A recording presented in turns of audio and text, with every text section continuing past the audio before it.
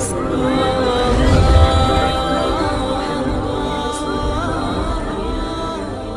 اللہ الرحمن الرحیم۔ السلام علیکم پیارے دوستو۔ یہودی دھرم کی گنتی دنیا کے سب سے پرانے دھرموں کے ساتھ کی جاتی ہے، کیونکہ اس کو ماننے والے لوگ پچھلے لگ بھگ 4000 سال سے ہماری اس دنیا کے اندر الگ الگ علاقوں میں موجود ہے۔ یہ لوگ اپنا رشتہ ہزاروں سال پہلے ہماری دنیا میں آنے والے ایک مشہور پیغمبر حضرت ابراہیم علیہ السلام کے ساتھ جوڑتے ہیں۔ پیارے دوستو، حضرت ابراہیم علیہ السلام، جن کو بہت سارے لوگ آج کل دنیا میں ابراہم کے نام سے بھی یاد کرتے ہیں، اور تو اور صرف یہودی ہی نہیں بلکہ عیسائی اور مسلمان بھی اتہاس کے انہی مشہور پیغمبر کے ساتھ اپنا رشتہ جوڑتے ہیں۔ یہی وجہ ہے کہ ان تینوں ہی دھرموں کو ابراہمک ریلیجن یا پھر اہل کتاب بھی کہا جاتا ہے۔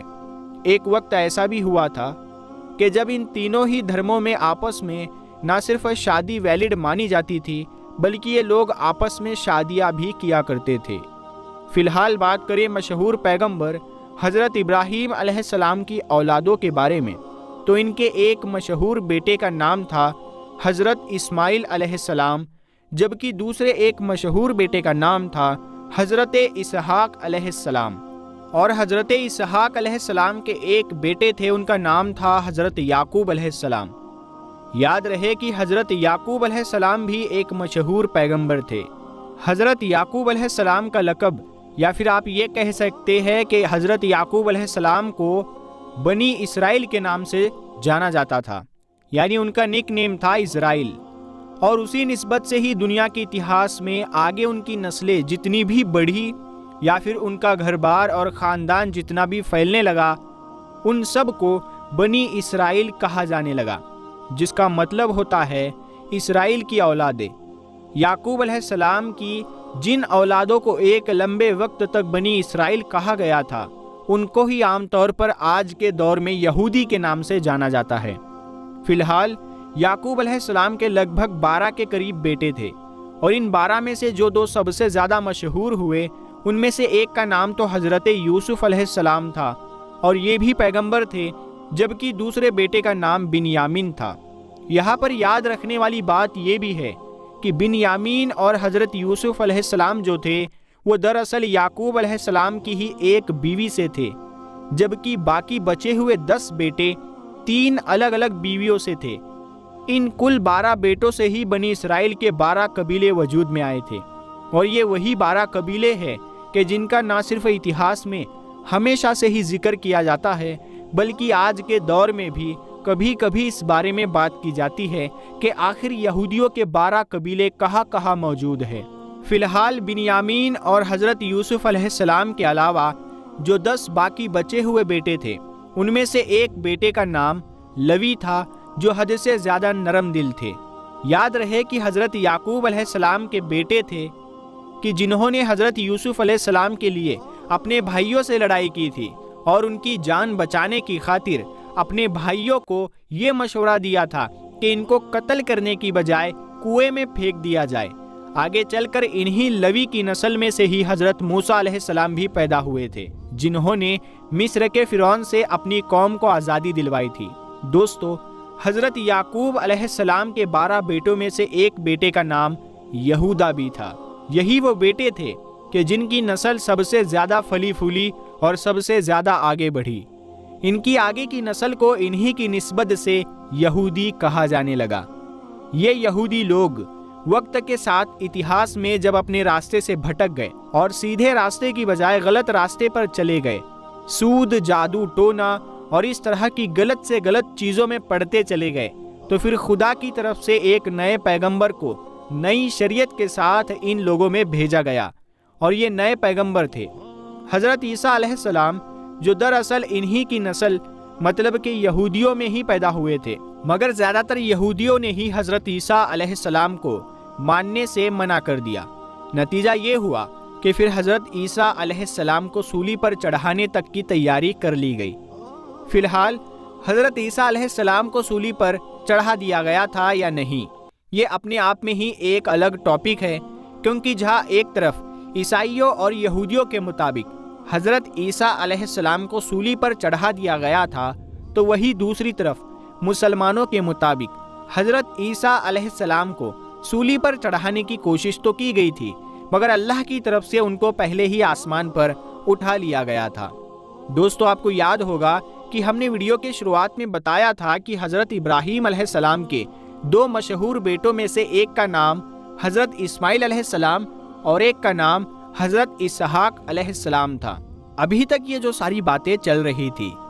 یہ دراصل حضرت اسحاق علیہ السلام کی اولادوں کی چل رہی تھی۔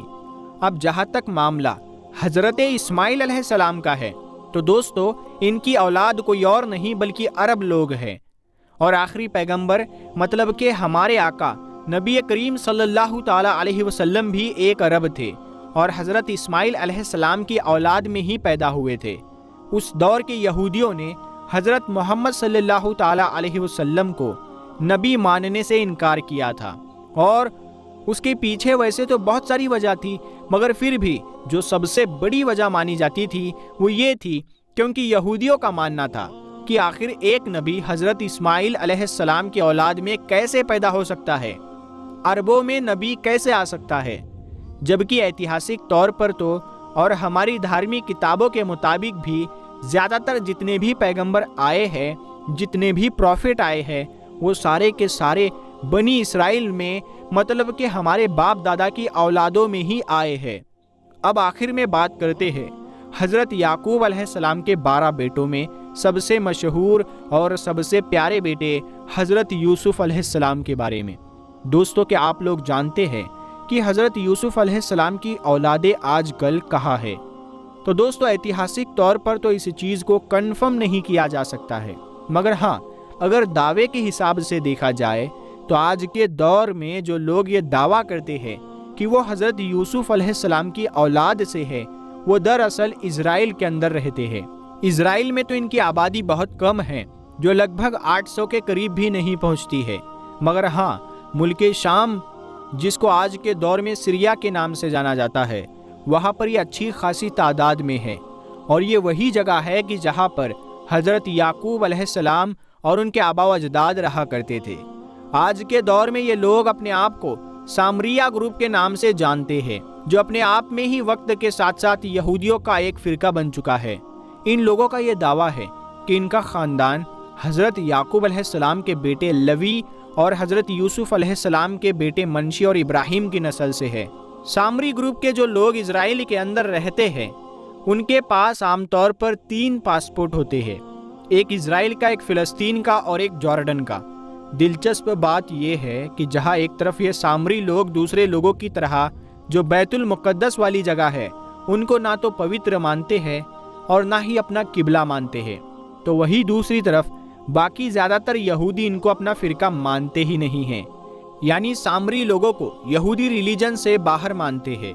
سامری لوگوں کا یہ بھی دعویٰ ہے کہ ان کے پاس جو تورات ہے، مطلب ان کے پاس جو مقدس کتاب ہے، صرف وہی اصلی ہے، ورنہ یہودیوں کے باقی جتنے بھی فرقوں کے پاس الگ الگ تورات موجود ہے، ان سبھی میں کوئی نہ کوئی کمی اور زیادتی کر دی گئی ہے، مطلب کہ اس میں بدلاؤ ہو چکا ہے۔ سامری لوگ فلسطینی لہجے میں عربی کے ساتھ ساتھ عبرانی بھی بولتے ہیں۔ سامری لوگ نہ تو اپنے گروپ سے باہر مطلب یہودیوں کے دوسرے فرقوں میں شادیاں وغیرہ کرتے نہیں ہیں، اور نہ ہی ان کے ہاتھ کا ذبیحہ کھاتے ہیں، مطلب ذبح کیا ہوا جانور تک نہیں کھاتے ہیں۔ سامری گروپ سے تعلق رکھنے والے لوگ یہودی ہونے کے باوجود بھی فلسطینی کلچر میں اور فلسطینی لوگوں سے کافی مل جل کر رہتے ہیں۔ یہ لوگ یہ دعویٰ کرتے ہیں کہ آسمانی کتاب مطلب کہ تورات کے اصلی محافظ ہے، اسی لیے تورات سے جڑے ہوئے سامری لوگ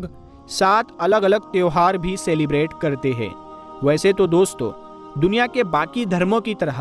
یہودیوں میں بھی وقت کے ساتھ ساتھ بہت سارے فرقے بن ہی چکے ہیں، مگر ان سارے فرقوں میں سے جتنا زیادہ الگ اور جتنا زیادہ یونیک یہ سامری گروپ ہے، اتنا زیادہ شاید کوئی دوسرا نہیں ہے۔ امید کرتے ہیں کہ آپ کو آج کی یہ انفارمیشن، یہ نالج پسند آئی ہوگی اور آپ کو کچھ نیا سیکھنے کو ملا ہوگا۔ دوستو اگر اسی طرح کی ویڈیوز آپ دیکھنا چاہتے ہیں تو آپ ہمارے چینل نور حدیث کو ضرور سبسکرائب کریں اور ساتھ میں لگے بیل آئیکن کو ضرور دبا دیں، ہم ملتے ہیں اگلی ویڈیو میں، تب تک کے لیے السلام علیکم۔